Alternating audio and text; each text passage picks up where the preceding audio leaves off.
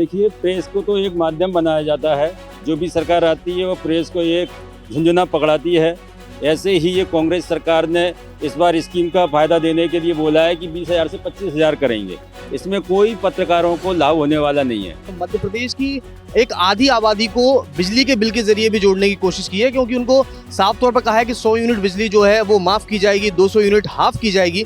तो कहीं ना कहीं ये साफ नज़र आया है कि कांग्रेस ने जो अपना वचन पत्र तैयार किया है उसमें समाज के उस हर क्षेत्र को जोड़ने की कोशिश की है जो एक बड़ा वोट फैक्टर बनता है। अब चूंकि किसानों की जो रोष है वो किसान आंदोलन के चलते बीजेपी से काफ़ी अलग हुआ है किसान, तो उसका फ़ायदा जरूर जो है कांग्रेस को मिल सकता है। लेकिन अब एक देखने वाली बात ये भी है कि पत्रकारों के विषय में कांग्रेस ने बहुत ज़्यादा अच्छी चीज़ें नहीं इसमें देखी हैं। चूँकि आपको बता दें कि मजीठी आयोग की सिफारिशें लागू करने की बात कोई पार्टी नहीं करती। पत्रकार सुरक्षा कानून की बात इन्होंने की है, लेकिन क्या कर पाएंगे ये? इसके अलावा पत्रकारों को और प्रेस को एक जरिया बना दिया है जो चुनावी राजनीतिक दल हैं उन्होंने सत्ता पाने का। मध्य प्रदेश विधानसभा चुनाव में कांग्रेस ने आज अपना वचन पत्र जारी किया है। आज हमारे साथ ग्वालियर के पत्रकारगण मौजूद हैं हमारे साथ में। उनसे हम जानकारी लेते हैं किस तरीके से उनके, क्योंकि वो हमेशा बारीकी नज़र रखते हैं हर चीज़ पे, और आज वचन पत्र जारी होने के बाद क्या कहते हैं जो जारी हुआ है वचन पत्र, उस पर कैसा लग रहा है आपको? देखिए, प्रेस को तो एक माध्यम बनाया जाता है। जो भी सरकार आती है वो प्रेस को एक झुंझुना पकड़ाती है। ऐसे ही ये कांग्रेस सरकार ने इस बार स्कीम का फ़ायदा देने के लिए बोला है कि 20,000 से 25,000 करेंगे। इसमें कोई पत्रकारों को लाभ होने वाला नहीं है। मैं चाहता था कि ये सरकार कम से कम दुगनी राशि पत्रकारों को सुविधा मुहैया कराए। जहाँ तक इन्होंने सिटी बनाने की भी बात कही है, तो पहले से निर्धारित सिटी हैं यहाँ, और उसमें भी किसी ज़्यादा पत्रकारों को फ़ायदा नहीं हुआ है, क्योंकि सरकार सिर्फ पत्रकारों को अपना फ़ायदा लेने के लिए झुंझुना पकड़ाती रहती है। जी, कहीं ना कहीं सरकार अपना फायदा लेने के लिए पत्रकारों को झुंझुना पकड़ाती रहती है। आपने भी वचन पत्र पढ़ा होगा, क्या नया दिखा है इस वचन पत्र में कांग्रेस के? देखिए, अगर मैं तुलना करता हूं 2018 से 2023 के वचन पत्र की, तो साफ तौर पर इस बार नारी सम्मान जिस तरह की घोषणा की गई थी, उसके साथ ही जो समाज का सबसे बड़ा वर्ग है किसान, उस पर सबसे ज़्यादा फोकस किया गया। और मध्य प्रदेश की एक आधी आबादी को बिजली के बिल के जरिए भी जोड़ने की कोशिश की है, क्योंकि उनको साफ तौर पर कहा है कि 100 यूनिट बिजली जो है वो माफ़ की जाएगी, 200 यूनिट हाफ की जाएगी। तो कहीं ना कहीं ये साफ नज़र आया है कि कांग्रेस ने जो अपना वचन पत्र तैयार किया है उसमें समाज के उस हर क्षेत्र को जोड़ने की कोशिश की है जो एक बड़ा वोट फैक्टर बनता है, प्रत्याशियों की हार जीत का बड़ा कारण बनता है। तो आप चाहे हम देखें किसानों के हिसाब से देखें तो किसानों के लिए गेहूं और धान की जो उन्होंने रेट निर्धारित करी है 2,500 रुपये, तो उसका सीधे तौर पर किसान को जोड़ने की कोशिश की है। यदि नारी के लिए देखें हम या स्टूडेंट के लिए देखें तो स्टाइपेंड 500 रुपये 8वीं क्लास से शुरुआत करने की जो बात करी है। तो अगर एक छोटा सा बच्चा जब स्कूल जाता है और उसे अगर एक स्टाइपेंड के रूप में एक छोटी सी राशि मिलती है तो वो एक परिवार को कनेक्ट करता है, और जब परिवार से सीधे एक परिवार में आप 5 से 6 एक मतदाता जो हैं वो रहते हैं, तो कहीं ना कहीं मध्य प्रदेश की जो करोड़ों की आबादी है उसमें से बड़ी संख्या में जो मतदाता हैं उनको सीधे जोड़ने की कवायद इस वचन पत्र के जरिए की गई है। हालांकि ये देखने वाली बात होगी कि आने वाले वक्त में बीजेपी का वचन पत्र भी, घोषणा पत्र जो है वो भी सामने आएगा, तो दोनों के कंपैरिजन जो प्रदेश की जनता है उसको भी एक बड़ा वक्त मिलेगा। चूंकि 17 तारीख को मतदान होना है तो उसको वक्त मिलेगा कि कौन से वचन जो हैं उनके लिए फायदेमंद हैं, सारी चीज़ें। हालांकि इस बार मध्य प्रदेश की जनता को मुझे लगता है कि कांग्रेस की सरकार भी देखी है उन्होंने, 15 महीने की शिवराज सरकार को लगातार देखते आ रहे हैं। तो इस बार जो मध्य प्रदेश की जनता है, मैं तो यही अपील करना चाहूँगा कि 17 तारीख को वोट डालने जरूर जाएँ, और इसके साथ ही आपके हित से जुड़े हुए जो मुद्दे हैं उनका सरोकार किस तरह से आपके लिए फायदेमंद रहने वाला है, इस बात का विशेष रूप से ध्यान रखें। बिल्कुल, कहीं ना कहीं 17 तारीख को वोट डालने से पहले, अभी तो भाजपा का भी वचन पत्र आना है, उससे पहले कांग्रेस का आ गया है। किसान कर्जा माफ, सिलेंडर 500 रुपए का, ये सारी योजनाएं पहले से भी कांग्रेस अपने भाषणों में कहती आई। तो किस तरीके से ले रहे हैं आज वचन पत्र आने के बाद? बिल्कुल, देखिए, दावे और वादे तो बहुत सारे होते हैं, तमाम सारी पार्टियों के वचन पत्र निकलते हैं, हर सरकार अपने चुनने से पहले वचन पत्र निकालती है। लेकिन सबसे बड़ी बात यहाँ पर यह है कि वचन पत्र को कितनी घोषणाएं उसमें पूरी हो पाती हैं। इससे पहले भी कांग्रेस ने घोषणा की थी। कांग्रेस ने 2 लाख रुपए किसानों का कर्जा माफ करने की घोषणा की थी। क्या किया कांग्रेस ने? नहीं किया। उसके बाद और भी बहुत सारी महिलाओं के लिए भी घोषणा की थी। अब चूंकि किसानों की जो रोष है वो किसान आंदोलन के चलते बीजेपी से काफ़ी अलग हुआ है किसान, तो उसका फ़ायदा ज़रूर जो है कांग्रेस को मिल सकता है।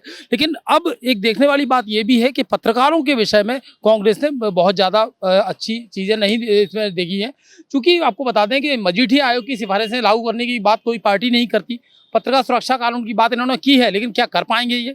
इसके अलावा पत्रकारों को और प्रेस को एक जरिया बना दिया है। जो चुनावी राजनीतिक दल हैं उन्होंने सत्ता पाने का पत्रकारों को चुनाव के समय पे जो है किसी भी तरीके से ओबलाइज कर दें या फिर उनके प्रति घोषणाएं कर दें, अच्छी अच्छी घोषणाएं कर दें, लेकिन दावे वादे वो दूर की कौड़ी है, मुझे यही लगता है। अब पत्रकार किस तरीके से इसको लेते हैं ये देखने वाली बात होगी। बिल्कुल, पत्रकारों के लिए कहीं ना कहीं पत्रकारों में भी जिस तरीके से रोज आप क्या लेते हैं, पुरानी पेंशन योजना को भी मांग की है, पुरानी पेंशन को लागू किया जाए। देखिए, पेंशन योजना तो लागू किया जाए इनका मानना है, लेकिन वो उनके घोषणा पत्र में उसका जिक्र नहीं है। इसके साथ ही अगर वचन पत्र की बात करें तो जिसने 101 जो उन्हें अपने वचन दिए हैं तो वो ठीक है। अभी बीजेपी का भी संकल्प पत्र आएगा, लेकिन जो ये सारी चीज़ें जिक्र इनके संकल्प पत्र और वचन पत्र में आती हैं तो वो बाद में धरातल पे बहुत कम रह जाती हैं, और उनका जो फ़ायदा मिलता है तो वो क्षेत्र के जो नेता होते हैं, उनके जो खास लोग होते हैं, उनको मिल पाता है। तो योजनाएं बनाएं बिल्कुल, लेकिन वो आखिरी व्यक्ति तक उनका फ़ायदा पहुंचे, इसका ध्यान रखें। बाकी वचन पत्र है, अब संकल्प पत्र आया है, फिर दोनों का तुलना की जाएगी, फिर कुछ कहा जा सकता है।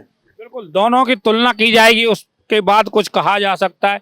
फिर दोनों अब क्या स्थिति बनेगी, ये जो अंचल में पूरा ग्वालियर चंबल को लेकर भी कोई योजनाओं इसमें वचन पत्र में कुछ आया है? देखिए, पिछली सरकार में भी जब ये कांग्रेस शासन में आई थी तो उस समय जब ये सारे नेतागण थे उन्होंने अपने आपस में ही लड़ाई लड़ी। आज आपने देखा होगा कि एक वीडियो वायरल हो रहा है जिसमें दिग्विजय सिंह के बारे में कुछ कहा जा रहा है और कमलनाथ बोल रहे हैं कि उनके कपड़े फाड़िए आप। तो ये सरकार आने के बाद ये आपस में ही लड़ बैठते हैं और जनता का पूरी तरीके से ध्यान भूल जाते हैं। तो मेरा कहना ये है कि कम से कम ये मैनिफेस्टो जो बनाया है इन्होंने, ये जनता के किसने पालन कर पाएंगे, ये झूठे वादे कर देते हैं। झूठे वादे कर देते हैं, कहीं ना कहीं अभी से कपड़े फाड़ने वाले वीडियो वायरल हो रहे हैं। क्या कहेंगे जिस तरीके से वचन पत्र के ठीक एक दिन पहले जिस तरीके के वीडियो वायरल हो रहे हैं? देखिए, वैसे तो ये पार्टी का व्यक्तिगत मामला है, लेकिन कहीं ना कहीं एक सवाल मध्य प्रदेश की जनता से जरूर खड़ा होता है, मध्य प्रदेश की जनता की ओर से। जब इस तरह के वीडियो आते हैं तो कहीं ना कहीं पार्टी विशेष की छवि पर उनके मन में एक विचार बनता है कि जब पार्टी के ही बड़े दिग्गज नेता, पूर्व मुख्यमंत्री हैं, पार्टी के चीफ हैं, और वो इस तरीके से बयानबाजी करते हैं और ऐसी वीडियो जब सामने पब्लिक के बीच में निकल कर आते हैं तो पब्लिक ये जरूर सोचने के लिए स्थिति में आ जाती है कि यदि वाकई में अगर एक बड़ा नेता अपनी पार्टी के दूसरे बड़े नेता के लिए कपड़े फाड़ने जैसे शब्दों को अगर उपयोग करता है, और वो भी टिकट जैसे मसले पर, चुनावी बेला है पूरी की पूरी, और उस मसले पर अगर ऐसे बयान सामने आते हैं तो मध्य प्रदेश की जनता कुछ ना कुछ तो विचार करेगी। हालांकि ये सारे विषय जो हैं वो उनके व्यक्तिगत हैं, उनकी पार्टी के। मध्य प्रदेश की जनता के जो मूलभूत सुविधाएं वो उसके लिए मुख्य रूप से प्राथमिकता रखते हैं। हालांकि ये देखना होगा कि 17 नवंबर को चुनाव है, उसके बाद मतगणना होगी, भविष्य किसका तय होगा। आप भी कवरेज करते होंगे कि जनता के बीच में जाते होंगे, जिस तरीके से वचन पत्र हर साल आते हैं चुनाव के पहले, इन पर जनता कभी मांग करती है कि आपने क्या वचन मांगते हैं या फिर दूसरे मुद्दों में खो जाते हैं? देखिए, वैसे तो भारतीय जनता पार्टी हो, चाहे कांग्रेस हो, चाहे आम आदमी पार्टी हो, इसके अलावा बहुत सारी राजनीतिक दल हैं, दावा इस बात का किया जाता है कि पब्लिक के बीच में जाकर पब्लिक के बीच में सर्वे किया जाता है, उनकी जुड़े हुए क्या मुद्दे हैं उन मुद्दों पर सामने लेकर आ जाता है। उसके बाद एक पूरी समिति रहती है इन सभी पार्टियों की, और वो उस पर तय करते हैं कि किन मुद्दों को लेकर जनता के बीच वचन पत्र अपना लेकर जाना है, संकल्प पत्र लेकर जाना है, घोषणा पत्र लेकर जाना है। तो ये दावा तो किया जाता है, लेकिन कई बार ये स्थिति भी देखने की मिलती है कि जिस तरह से फ्रीवीज का सिस्टम शुरू हुआ है, पब्लिक की ओर से ये चीज़ तो नजर नहीं आती कि फ्रीवीज की स्थिति रहे, वो अपनी ओर से कभी डिमांड नहीं करते। लेकिन हाँ, राजनीतिक दल जरूर इस बात को कोशिश करते हैं कि फ्रीवीज के जरिए जनता के बीच कोशिश रहती है कि उन वोटर्स को लुभाने की कोशिश रहती है। हालांकि मध्य प्रदेश की जनता बहुत जागरूक है, वो अपना भविष्य तय करना जानती है और आने वाले वक्त में तय करेगी भी। कहीं ना कहीं आप किस तरीके से देखते हैं जो घोषणा पत्र किए जाते हैं, पार्टियां अपने अपने करती हैं, चुनाव के समय उनकी पूर्ति हो पाती है? जब पूरे 5 साल काम करने के बाद जनता उनसे जवाब मांगती है कि नहीं मांगती है, या फिर जातिगत या स्थानीय मुद्दों पे वो भ्रमित होती है? देखिए, जनता को हमेशा भ्रमित किया जाता है, जनता भ्रमित होती नहीं है, जनता को हमेशा भ्रमित किया जाता है। क्योंकि आपको शायद याद होगा कि नरेंद्र मोदी जब प्रधानमंत्री बने थे तो उन्होंने 15 लाख की एक जुमला कहा था। उसके बाद में उन्होंने ही एक उसका बोल दिया था कि वो तो जुमला था। अमित शाह का ये कहना था कि वो जुमला था, चुनावी जुमला था।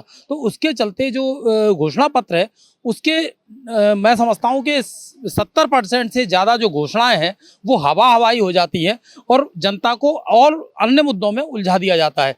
अब जनता के सरकार हम क्यों चुनते हैं, एक सवाल और भी है जनता की तरफ से कि सरकार हम क्यों चुनते हैं। घर हम खुद चला सकते हैं, देश चलाने के लिए आपको चुना जाता है। अब ये देखिए आप, रोजगार की बात यहाँ नहीं होती।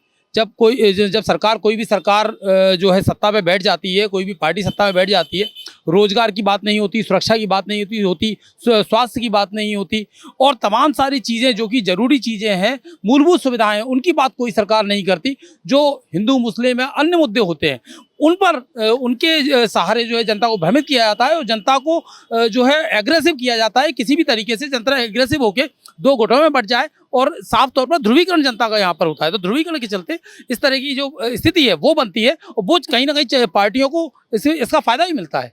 कहीं ना कहीं जो वचन पत्र जारी करती हैं पार्टियां, वो कहीं चुनावी जुमला बनकर ना रह जाए। वचन पत्र जो जारी करे उसको पालन करे पार्टी, यही सभी की मांग थी। यहाँ पर हमारे पत्रकार सारथी ग्वालियर के थे। सर्वेश पुरोहित, MP तक, ग्वालियर।